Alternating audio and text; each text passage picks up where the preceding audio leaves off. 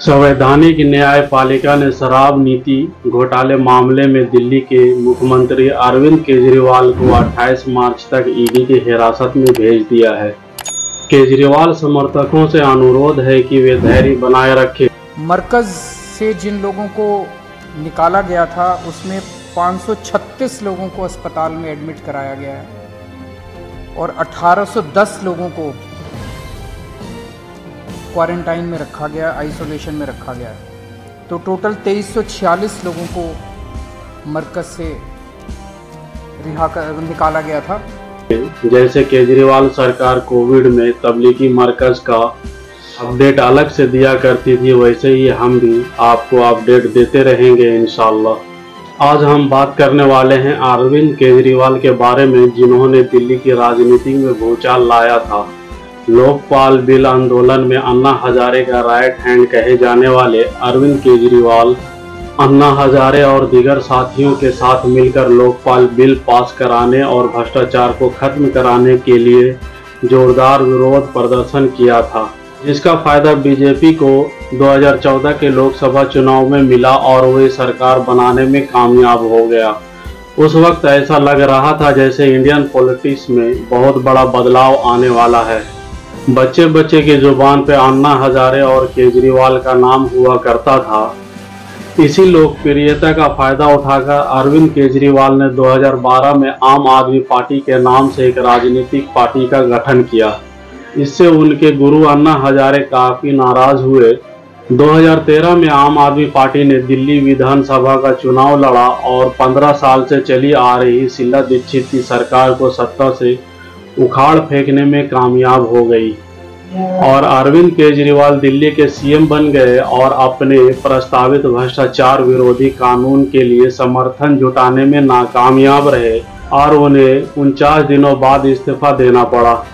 इसके बाद उन्हें बैड स्पीच के मामले में जेल जाना पड़ा। जेल से केजरीवाल ने आवाम के नाम कई खत लिखे। उनका खत लिखने का अंदाज ऐसा था जैसे वो अपने आप को राष्ट्रपिता समझ रहा हो।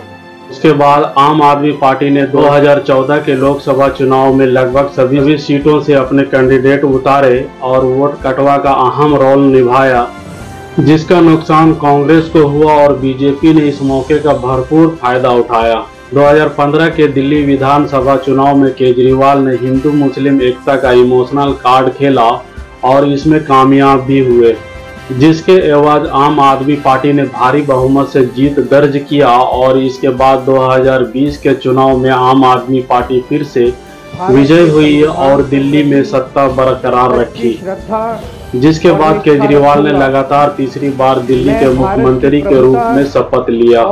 2006 में केजरीवाल को सरकारी भ्रष्टाचार के खिलाफ एक अभियान में सूचना के अधिकार कानून का उपयोग करके परिवर्तन आंदोलन में उनकी भागीदारी के लिए रोमन मैग्सेसे पुरस्कार से सम्मानित किया गया था। लेकिन उनका असली आरएसएस का चेहरा तब सामने आया जब दिल्ली में शाहीन बाग में सीएए, एनआरसी, एनपीआर के खिलाफ धरना प्रदर्शन चल रहा था। केजरीवाल ने खुलकर इस धरना प्रदर्शन का विरोध किया। जरा सोचिए, जो पार्टी धरना प्रदर्शन करके बनी हो वो धरना प्रदर्शन का विरोध करे। इससे साफ जाहिर होता है कि लोकपाल बिल और करप्शन के नाम पर जो धरना दिया गया था वो सब दिखावा था। असल मकसद सत्ता में आना था। उनके चेहरे से सेकुलर का मुखौटा एक बार और उतरा जब देश में कोरोना काल की शुरुआत हुई और केजरीवाल ने सारा जुर्म तबलीगी जमात पर मढ़ दिया। उनका रवैये से ऐसा लगता था जैसे तबलीगी जमात वाले देशद्रोही हैं। तबलीगी जमात पर केस करने का ऑर्डर देने से लेकर हर एक दिन तबलीगी जमात का अपडेट देने तक का काम किया। आज कितना तबलीगी जमात के लोग कोविड-19 पॉजिटिव हुए, इसका आंकड़ा सीएम केजरीवाल खुद लाइव आकर अलग से दिया करते थे। मार्च 2024 में ईडी ने केजरीवाल को दिल्ली शराब घोटाले के सिलसिले में गिरफ्तार किया है और सुप्रीम कोर्ट ने इन्हें राहत देने से इनकार कर दिया है। वह गिरफ्तार होने वाले भारत के पहले मौजूदा मुख्यमंत्री बने।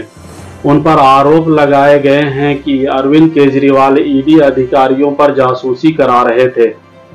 अरविंद केजरीवाल की गिरफ्तारी होने से पहले इनकी पार्टी के दो बड़े नेता सिसोदिया और संजय सिंह को भी इसी शराब घोटाले में ईडी ने गिरफ्तार किया था, जो अभी तक जेल में है। आम आदमी पार्टी का गठन करप्शन को खत्म करने के लिए किया गया था, लेकिन इस पार्टी के आला कमान आज करप्शन के मामले में सलाखों के पीछे हैं। इस पर मुझे मिर्जा गालिब की एक शायरी याद आ रही है, जो उन्होंने 1880 में लिखी थी। वो शायरी कुछ इस तरह है।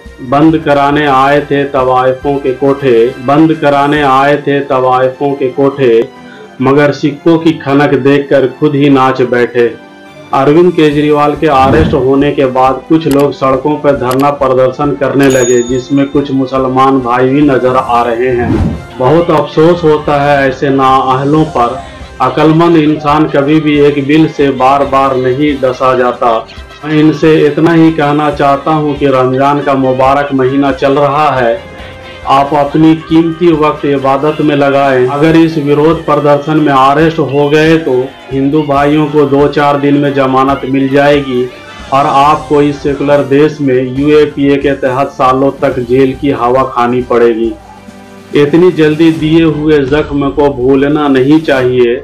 मौलाना साद को गिरफ्तार कराने, बिल्किस बानो केस, दिल्ली दंगा और सीएए पर अपने मुंह में दही जमाने वाले केजरीवाल से मुसलमानों को हमदर्दी नहीं होनी चाहिए। केजरीवाल समर्थकों से मेरी आदबाना अपील है कि भारतीय न्याय व्यवस्था पर अपना पूरा भरोसा बनाए रखें, जैसा कि मुस्लिम रखते चले आ रहे हैं। अगर केजरीवाल बेकसूर हैं तो न्यायपालिका में साबित करें।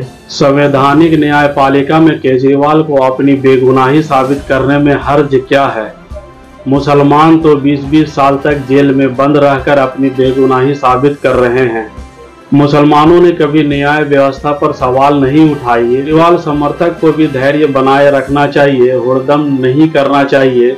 जैसे आपका मिनिस्टर कोविड में तबलीगी मरकज का अपडेट अलग से दिया करता था, वैसे ही हम भी आपको अपडेट देते रहेंगे इंशाअल्लाह।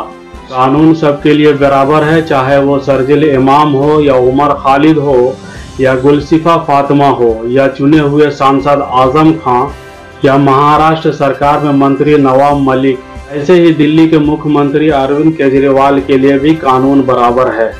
विपक्ष कानून पर भरोसा रखे, कानून सही फैसला करेगा। अन्ना हजारे ने एक चिट्ठी लिखी है, जिसमें उन्होंने कहा है कि दिल्ली सरकार की शराब नीति और उसके जरिए किए गए करप्शन में अरविंद केजरीवाल की गिरफ्तारी से मुझे बहुत दुख हुआ है। करप्शन के खिलाफ लड़े गए इस देश में सबसे बड़े जन लोकपाल आंदोलन में मेरे साथी रहे अरविंद केजरीवाल का भ्रष्टाचार के मामले में गिरफ्तार होना सबसे बड़ी विडंबना है। अन्ना हजारे की चिट्ठी में आगे लिखा है, जिन सारी बातों के खिलाफ लड़ने में मैंने मेरी पूरी जिंदगी बिता दी, उसके विपरीत जाकर केजरीवाल ने करोड़ों भारतीयों का विश्वास तोड़ा है। ये था अन्ना हजारे का केजरीवाल के नाम लिखा हुआ चिट्ठी। अन्ना हजारे जी घर से सोकर चिट्ठी लिख रहे हैं। अरे काका, अब तो जाग जाओ, अपने देश से करप्शन अभी तक मिटा नहीं है और बढ़ गया है। इलेक्टोरल बॉन्ड देश के सबसे बड़े घोटालों में से एक है। आओ एक बार फिर से मैदान में, हम सब आपके साथ हैं। देश को आपके जैसे आंदोलनकारियों की सख्त जरूरत है। ये हैं अन्ना हजारे। बीजेपी को जब भी इनकी ज़रूरत पड़ती है तब ये अपना मीडिया के सामने आकर अपना मुंह खोलते हैं, बाकी समय ये आराम फरमा रहे हैं। तो दोस्तों, ये वीडियो आपको कैसा लगा कमेंट बॉक्स में आकर ज़रूर बताएं। वीडियो पसंद आया है तो वीडियो को लाइक करें, चैनल को सब्सक्राइब करें और बेल आइकन दबाना ना भूलें। अगर ये वीडियो आप हमारे फेसबुक पेज पे देख रहे हैं तो हमारे पेज को लाइक करें और फॉलो करें, ताकि हमारे आने वाले वीडियो आप तक आसानी से पहुँच सके। दोस्तों, मिलता हूँ फिर एक नए वीडियो में, तब तक अपने दोस्त को इजाज़त दीजिए। अल्लाह हाफिज़।